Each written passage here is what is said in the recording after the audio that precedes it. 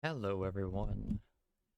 Today we have a very special kit reveal today, and I thought, for once, I would actually start with reacting to the trailer for the ID, as I have not seen this yet, and I thought that it would be fun, fun little thing to do, and also would help set the tone and the expectations for what we'll see in the kit that just dropped not too long ago.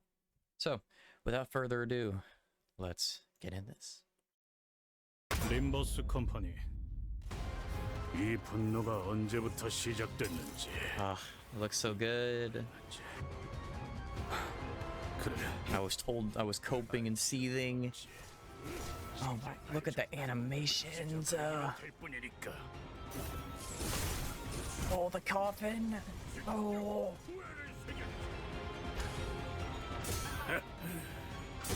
What? What was that? That's so cool. And it gets the Dullahan.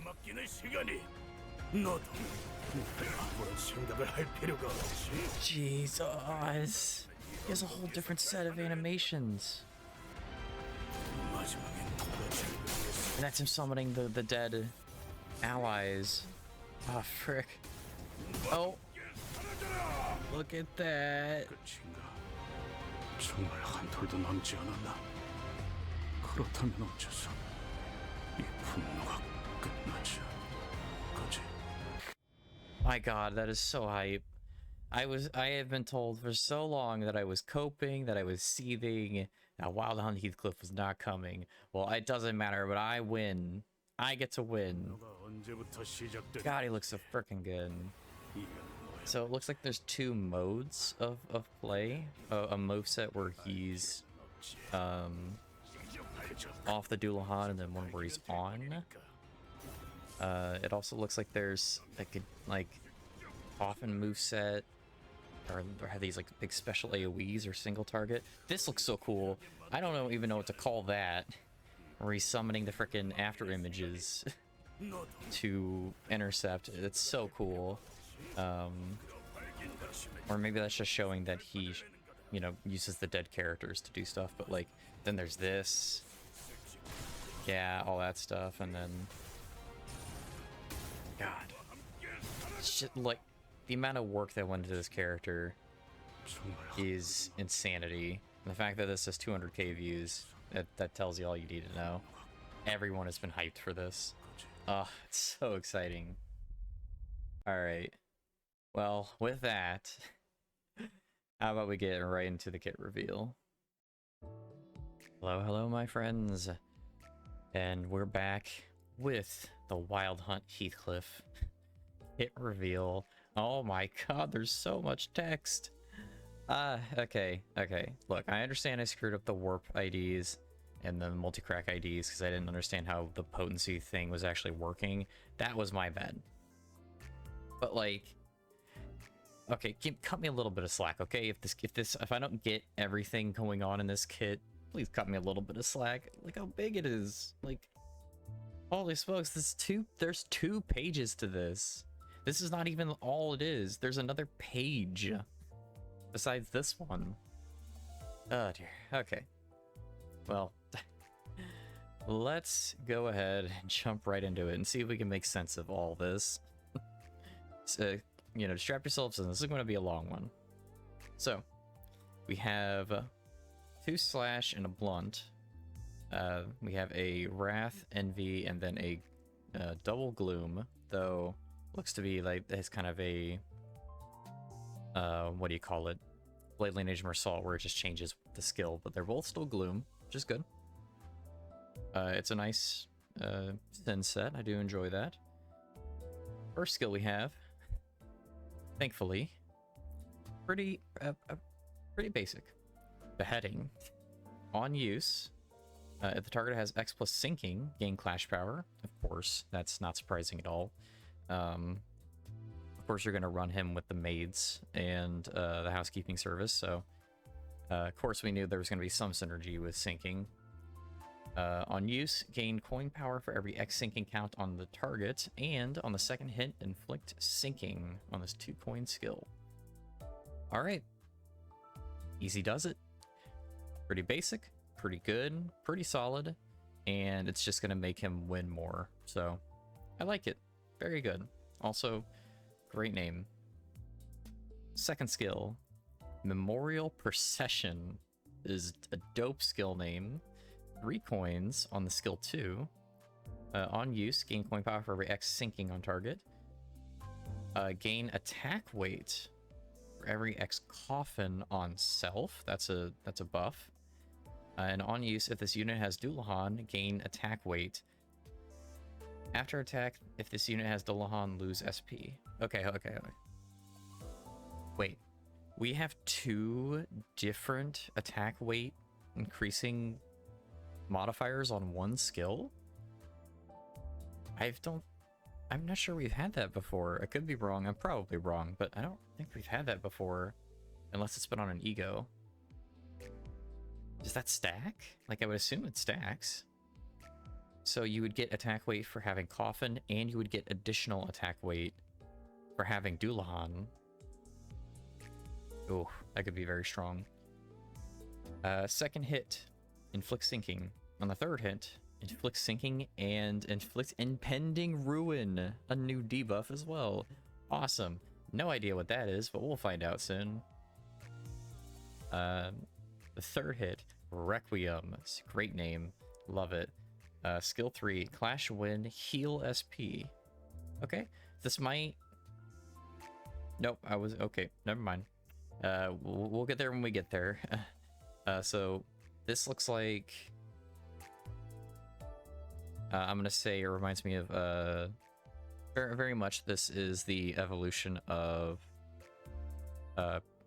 Philip Sinclair, or Dawn Office Sinclair, where your third skill helps you gain sanity so you can get into your, empowered state, and then you lose sanity, and then you have to build it back up using your skill 3.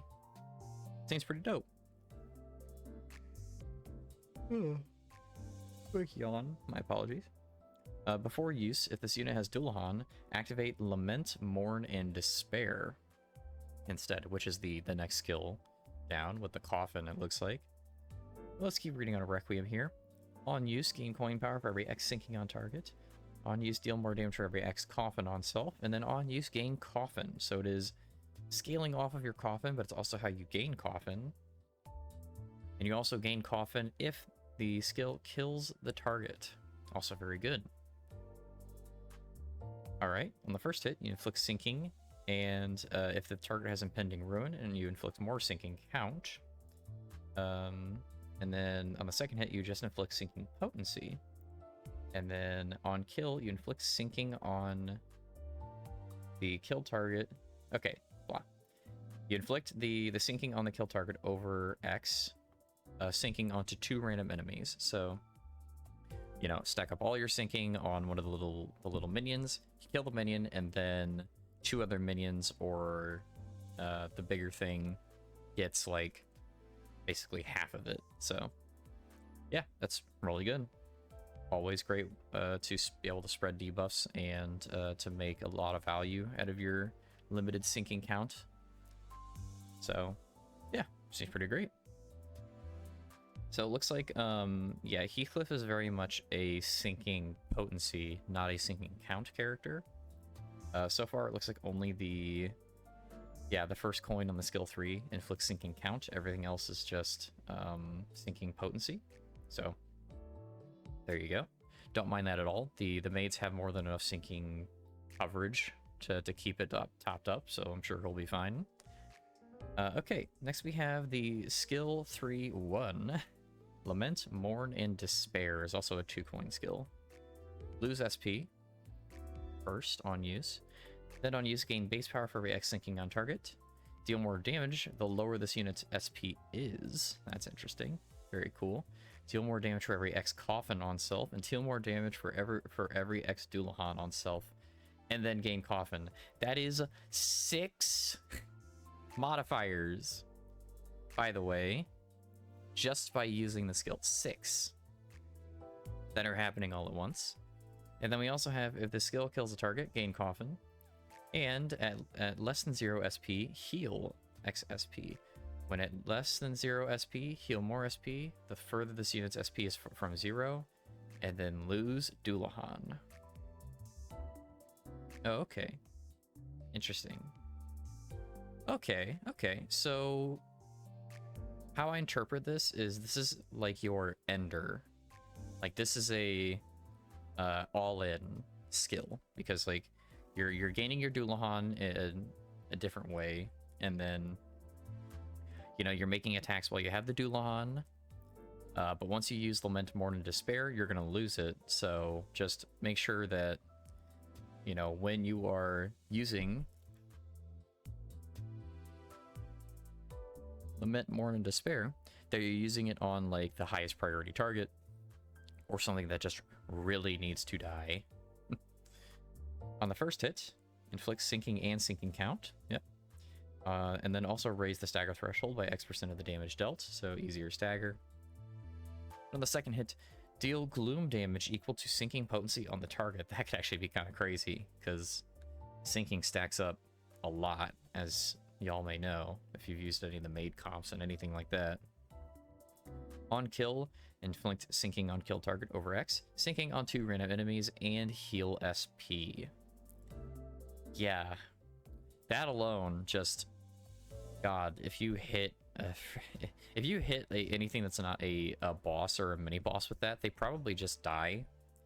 And then yeah, you're if somehow they survive it, you're still nailing them with the gloom damage equal to sinking, and then also you're spreading sinking to 2 other targets, and you heal your SP. So like, what a dope skill. What an absolutely dope frickin' skill. This kid is already cracked out of its mind. But as I kind of was thinking, as I was reading more about it, about how to gain the Dullahan, it comes from your defense skill, which, strangely enough, isn't Gloom, it's Lust.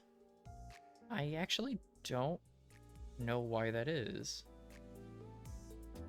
Like, I wonder what the idea of the synergy is there. Is it maybe to work with the I mean, I guess it could work with the maids. A lot of them have lust skills as far as I remember. I think a few of them do. So maybe it's to help, you know, get you more resonance. But oh, Dullahan, it is a 2-coin counter skill. That's fun. We don't usually get those. Before use, if the unit has Dullahan and has X plus SP, use Lament, Mourn, and Despair as counter. Oh. Oh, okay.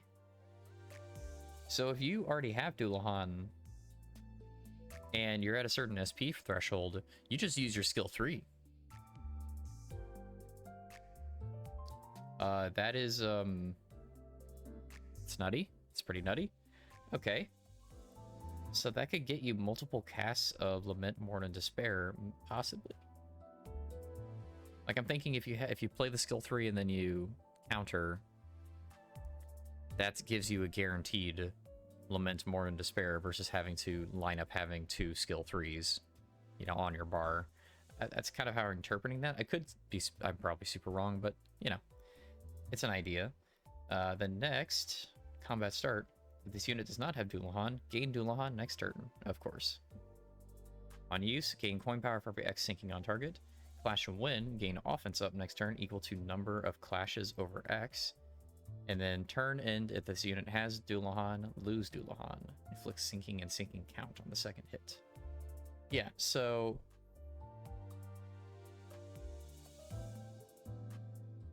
okay.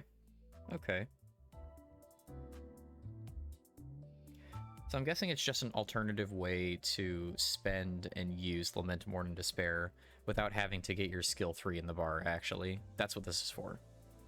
Yeah. And it's not looking like 2 casts. You lose Dullahan at the end of both of them, so it's not that. So what it looks to me is like, okay, you know, you're in a situation, you have Dullahan out, you really want to hit your Lament, Mourn, and Despair, but like, the skill 3 is just not in your bar. You know, you're not getting very lucky. You have maybe 2 or 3 skills tops, and none of them are rolling your skill 3. The counter gives you a guarantee, so it's actually really nice to have that built in. So it's really good. And of course, it's going to continue to hit really hard because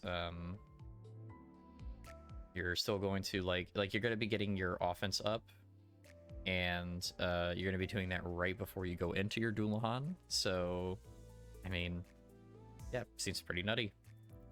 But let's go ahead and read about the Dullahan itself. We have we have 2 passives that each have like 4 or 5 passives within them. God, this character is so freaking loaded. Okay, he is correct. Okay, so the Dullahan, turn start. The unit has Dullahan, mount Dullahan. Lose SP every time this unit mounts Dullahan. If X plus allies have been defeated in this encounter, gain Dullahan next turn. Okay. So it can be automatic. It doesn't have to be just from the counter skill. That's interesting. That's an interesting one. Yeah. Okay. If this unit gets staggered due to damage or raising stagger threshold when mounting Dullahan, recover from stagger. If the stagger is something that cannot be naturally recovered from, this unit does not mount Dullahan. So there's your Blade Lineage Mersault level of, oh, did you stagger me? No, you didn't. Nah, I'm on Dullahan now. You don't get to stagger me. Unless it's a special stagger. Gain Coffin when killing the target. Okay, so yeah. So even though you gain Coffin a lot already, even on the skills that don't give you Coffin, you can gain Coffin on just by killing stuff while you're on Dullahan. Okay. Really dope. Awesome. And hey, we get the call out. Call of the Earl King. Deal more damage for every X sinking on target. When an ally takes a hit that would kill them, consume Y Coffin to apply Wildhunt to them. Apply damage up next turn to an ally with Wildhunt. If the said enemy is from Wuthering Heights or Edgar family, apply attack power up next turn as well. Interesting. So that's what Coffin is spent on. Because I was looking, and yes, there's lots of ways to gain Coffin, but there was no real like spenders for Coffin. So I was wondering if it was just like a stacking buff, or is it just if it was going to be spent on something. And yep, looks like it's being spent whenever someone would take a fatal hit, and you're giving the enemy Wildhunt. This is the ID where Project Moon goes, look, we're making the dying allies thing, like, dying allies is okay. It is fine. Don't reset when someone dies. It's okay. You can keep fighting and you can win. Look at this ID. Stuff dies? Good. That's good for you. You get to do more of your kit stuff, so like get comfortable with people dying. That's okay. And I do appreciate that. I'll also be doing a little bit of a I'll probably do a little bit of a video after this where I'll be playing Wildhunt Heathcliff in the like mirror dungeon just to show it off, and maybe make it into a little bit of like a commentary thing, like I've kind of done before, because this ID is like special, you know. I want to show this one off. This one has had me so excited. So awesome. Next thing, we have the support passive, which if you would happen to use him as a support passive, sure. I mean, I've been there. One ally, or Endless Lamentation is the name of it. One ally with the highest SP deals more damage to target with less than 0 SP. It's pretty solid. All-rounder. If the target has less than 0 SP, deal even more damage the further the target's SP is from 0. Really great for sinking teams. And if the target does not have SP, the said ally inflicts more sinking potency and count with their skill and coin effects of their attack skills. Yeah, really solid. Really solid passive. If you so happen to be running a sinking comp that is not utilizing Wildhunt Heathcliff, he's best in slot to have on the support passive, if nothing else. With that said, though, not often we get this. A second page to an ID. Okay. Now this is just extrapolating upon and explaining what we've seen thus far with the buffs and debuffs. So, let's start off with Coffin. You get a max value of 10. At turn end, gain damage up for every X value next turn. Raise minimum speed for every X value next turn. Raise your minimum speed. Holy smokes, that's better than, like, well, it's not exactly haste, but like it's almost better than haste because it's just raising your minimum, so you can never roll lower than that value. That, and a 10. Holy, yeah, it's just crazy. And then gain clash power up for every X value next turn. It also stacks clash power in addition. Oh my lord. Yeah, stacking buff that gives you flat damage and clash power. It stacks to 10 and speed and stacks to 10. Okay, that's crazy. All right. Now, what does Wildhunt do? If you don't, just refresher, Wildhunt is the one that you get when an ally takes damage that would kill them, but then you save them and apply Wildhunt to the enemy.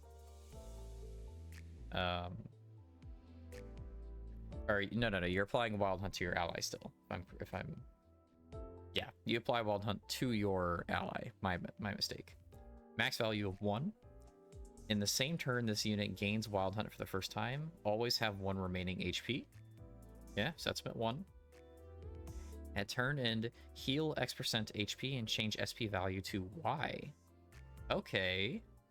So not only did they get a heal, but it also changes their SP to a flat value. If this unit is killed by an attack, gain ego resource for the least own ego resource. He can also gen ego? Also, in addition of everything, can also generate ego if he doesn't have the ego resource. That's insane. That's a mirror dungeon ability. That's just on a character. If this unit is killed by an attack and inflicts sinking against the last attacker, dies at the end of the same turn, this unit is revived. Okay.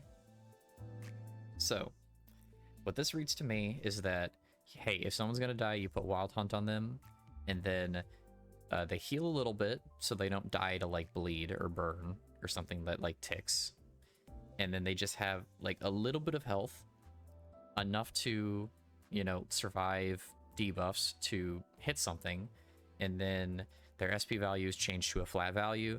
So in the case that they died with like negative SP or like 0 SP, you still have a chance to like win clashes with the dead character. And then they die at the end of the turn.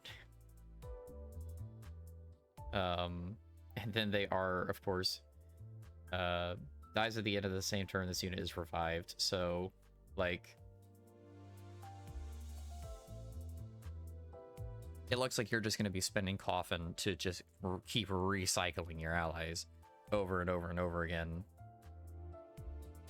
Well, they die, they get Wildhunt. They hit with Wildhunt, they die, they get Wildhunt again, and you just keep them alive with Wildhunt, and by gaining coffin, you just keep that train rolling. At least that's how I interpret it. Because they get Wildhunt when they take a hit that would kill them.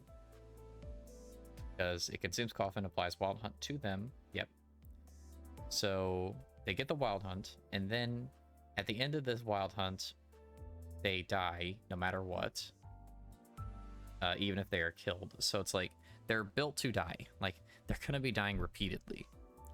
And then what that says to me is, like, if the unit dies, it takes damage that would kill them, you can keep applying Wildhunt as long as you have coffin. So you can keep them alive perpetually as long as you can keep supporting the stacks. That's how it reads to me. I could definitely see it not being the case where, like, yeah, once something dies, you know, the second time, it's dead for good. I could totally see that. But based on how, like, the theming of the kit is and how I imagine it playing, I imagine you're just going to keep recycling your allies. So, very cool. Very cool. Dullahan. Max value of 3. You lose defense level, gain offense level, race minimum maximum speed values, and then at the end, at X minus SP, lose Dullahan or gain Dullahan. And then turn in, lose X minus coffin over Y SP. Yeah. So, you're going to want to be, like, flipping back and forth between Dullahan and not Dullahan, because, yeah, Dullahan is incredibly strong, but you're also losing SP like all the time. So instead of like Sinclair, where like it's automatically gonna shut off, it's kind of, you know, it's up to your like skill as a player to determine where exactly you're stopping the Dullahan train, you know. So I dig it. It's very cool. And then if, yeah, you know, if you want to keep going in, just keep gaining Dullahan stacks and stay in it for like 3 turns at tops, you know. And finally, our debuff, Impending Ruin. For targets with SP, change their panic type to Ruin. Ruin.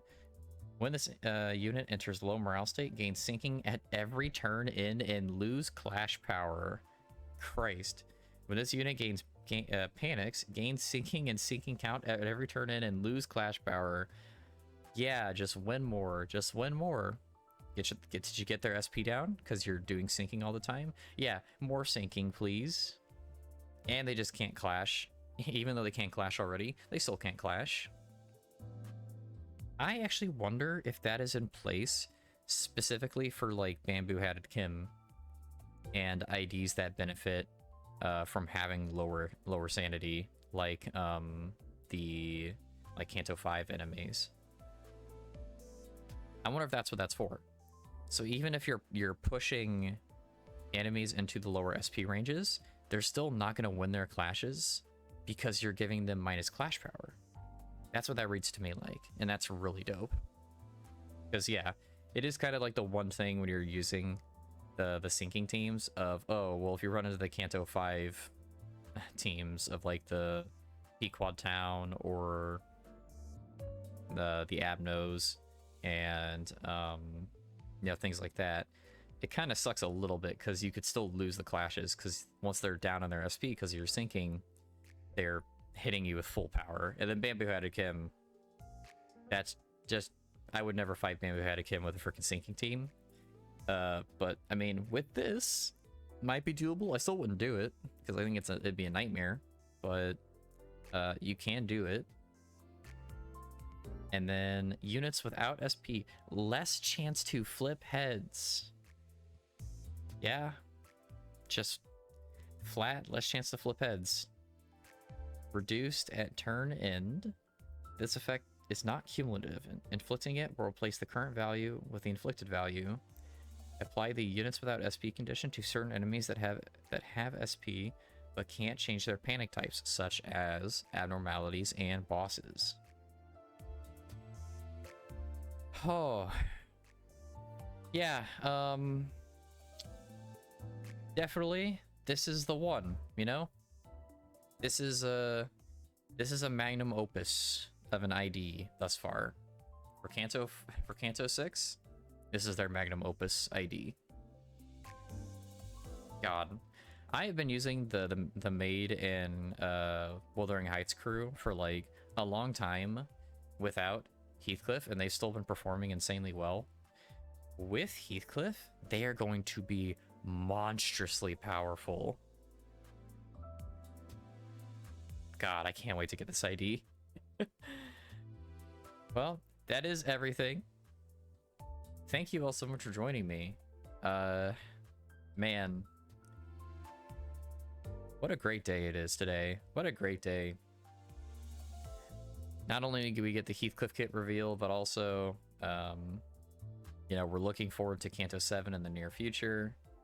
And everything is just great. I'm just enjoying my time. With all that being said, thank you all so much for joining me.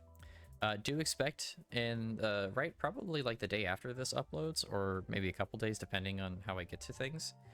Should have more Honkai Star Rail content coming, more trailer reactions happening before the big patch. That's in like 2 weeks from now, so be excited for that. Really looking forward to that, or the new banners at least are in 2 weeks.